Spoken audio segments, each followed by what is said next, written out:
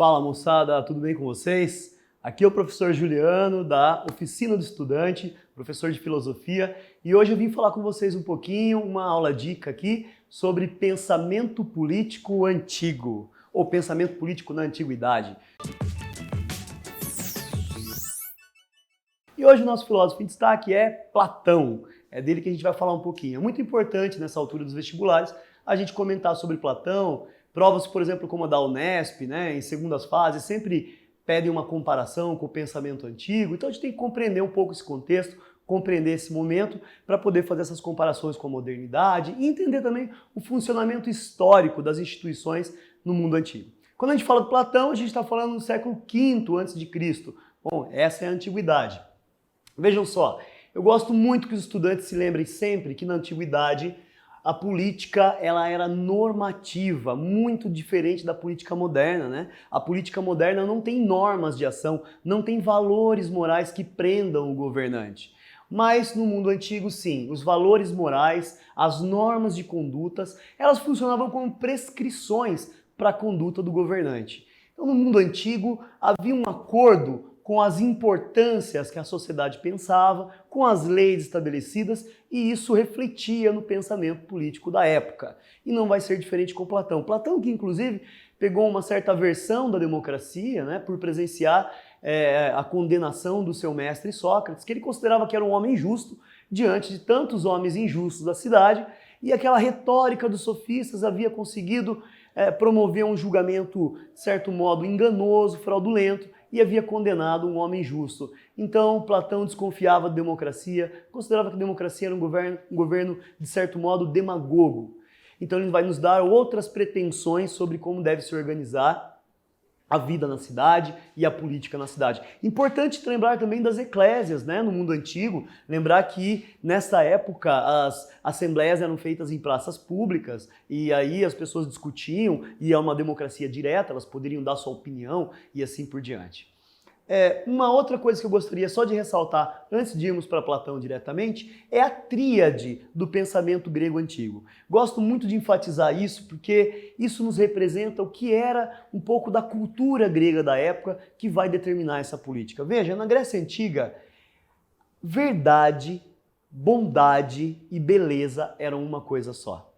Essa história de um inimigo ou de um vilão que fosse alguém muito bonito, isso era uma mera aparência, porque por dentro um vilão não tem como ser bonito, não tem como ser belo. O vilão é feio por natureza. E o herói, por mais que ele aparente muitas vezes ser alguém que a sua beleza física não seja correspondente àquilo que ele é, na sua alma, na sua interioridade, ele é alguém bonito, ele é alguém bom. Então essa tríade entre verdade, beleza e bondade é algo que presencia o pensamento dos gregos, é algo que se torna determinante para eles e que funda a ideia de justiça.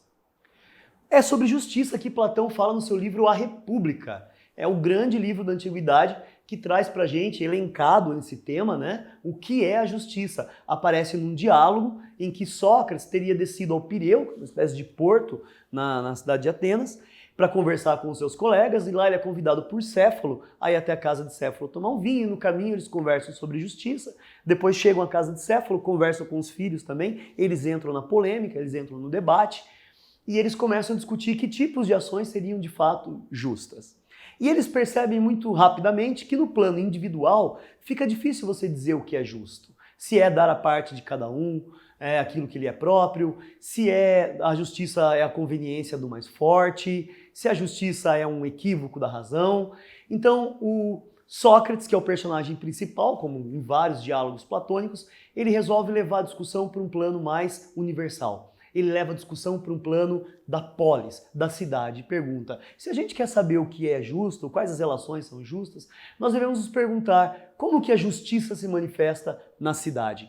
E através dessa pergunta ele vai dar uma resposta que é a Calípolis, que vinha de uma deusa que representava a beleza. Ele vai dizer: a cidade bela é a cidade onde vigora a harmonia entre todas as classes sociais, é onde vigora a justiça entre as pessoas e isso faz florescer a beleza daquele tempo. Nesse sentido, para uma cidade ser justa, é preciso que o governante conheça o que é justiça. Não dá para você fazer uma cidade justa se você não sabe o que é o justo. A gente tem um exemplo muito cotidiano que a gente diz assim, eu amo você. E aí você pergunta para a pessoa, mas o que é o amor? Putz, não sei o que é amor. Então como sabes que ama alguém? Não é verdade? Se eu quero ser justo, eu devo me perguntar, mas o que é justiça? Então, para o Platão, essa resposta ela é determinante. E ele vai dizer o seguinte, somente aqueles que conhecerem a justiça é que podem governar. Na verdade, a frase dele mais ipsis literis é a seguinte, a cidade será justa quando os governantes ou quando os reis forem filósofos ou quando os filósofos forem reis.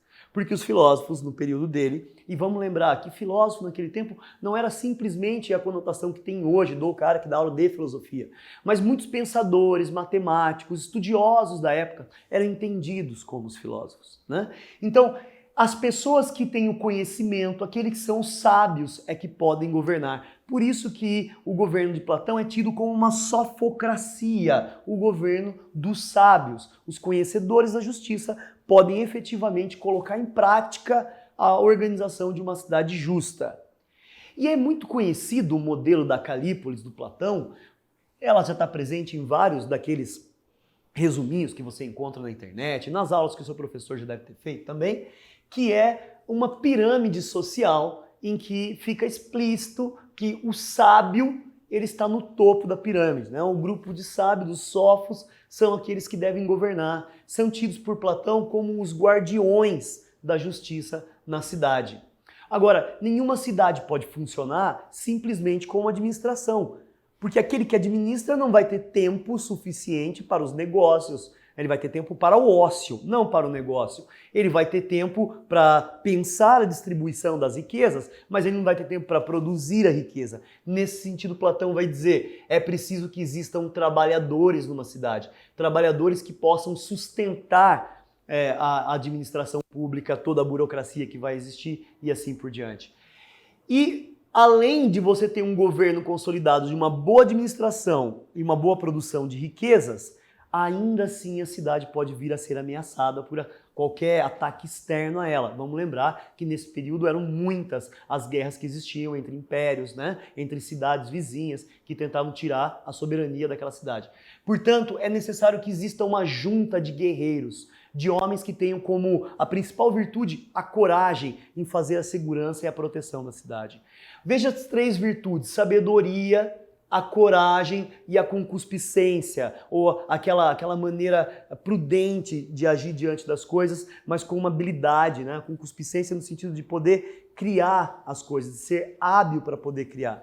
Se essas três virtudes estiverem bem distribuídas, de acordo com as nossas almas, porque nossas almas elas têm um aspecto ou de ouro, ou de prata, ou de bronze. O ouro é o mais raro. São as almas que têm uma tendência maior à sabedoria, ao estudo, ao planejamento. Outras são almas de bronze, que têm uma habilidade mais própria do desenvolvimento pragmático das coisas. E, finalmente, a alma de prata, que é a alma valente, a alma corajosa. Se essas três estiverem organizadas assim e houver harmonia entre a divisão de tarefas na cidade, a cidade progride, a cidade se torna justa, a cidade vive em harmonia. Para isso também, Platão vai dizer, é necessário que exista uma educação pública para as pessoas entenderem quais são os seus lugares dentro da cidade, para que percebam quais são os tipos de alma que eles têm. A educação deve ser obrigatória até 20 anos de idade, para todos que pertencem à cidade. E você pode estar pensando, mas não tem privilégios nessa cidade? O governante, né, o filósofo, ele sempre se manter no poder, não necessariamente fazer outras obrigações, isso não é um privilégio? Por que não era privilégio? Porque para Platão isso também é tarefa árdua. Porque para Platão os governantes devem abdicar de bens e família. Então, a propriedade privada, aquilo que é fonte de corrupção, de ganância dos homens, deve estar afastada do governo. E a família também. Você pode imaginar que em determinados governos existam interesses familiares que possam se sobrepor ao interesse público das pessoas. Nesse sentido, o Platão vai dizer, a família tem que estar afastada, né, da política. As relações privadas têm que estar afastadas. Nesse sentido, propriedades de família não podem ser acumuladas ou adquiridas pelos governantes. E aí, finalmente, O Platão, como vocês já conhecem, ele tem aquela célebre divisão dos mundos, do mundo ideal, daquilo que seria o plano inteligível, né? O plano das ideias, e aquilo que é o plano material, o sensível, as coisas que acontecem no nosso mundo cotidiano. E essa diferença para ele é crucial, e ela vai acontecer também na política. Ele vai dizer, este modelo que eu estou dando é o modelo ideal, é o modelo que deve funcionar como um paradigma. Mas mesmo que uma sociedade tenha esse modelo bem acabado, como tudo que existe no mundo sensível, ela tende a se degenerar, ela tende à decadência. Como tudo no mundo passageiro, no mundo sensível é passageiro, na política também será assim. Então a cidade, ela pode começar com os sacerdotes, com os guerreiros, com as pessoas sábias governando numa disciplina, numa timocracia muito sólida. Mas com o passar do tempo, é natural que os sentimentos humanos vão corrompendo essas classes e é possível que surja uma diferença entre ricos e pobres ou em oligarquias, quando poucos governam para si. Essa oligarquia expressa privilégios e revolta o restante da população, que muito vai desejar uma democracia, vai querer também participar da distribuição da riqueza, vai querer participar das decisões políticas, e a democracia, como Platão já havia comentado, é o governo dos demagogos. Todos fingem que estão pelo bem comum, mas votam pensando nos seus próprios interesses. E essa democracia, como é o governo do demagogo, ela abre espaço para o tirano aparecer. Platão vai dizer que o tirano é aquele que faz acordado o que os homens fazem dormindo. Ou seja, o tirano é aquele que pode sonhar o que os outros homens não sonham. E nesse momento a gente estaria no fim, na decadência maior da cidade. Para que no futuro o ciclo se renove e a filosofia traga de novo esse paradigma.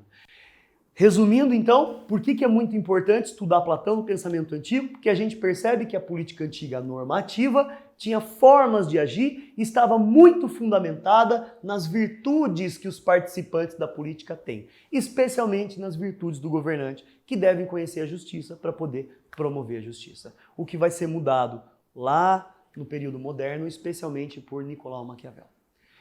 Gente, muito obrigado pela atenção, aproveitem a aula aí, aproveitem os estudos, se inscrevam no nosso canal, deem like, deem dicas pra gente também de como melhorar para vocês e até mais, até breve. Um abraço.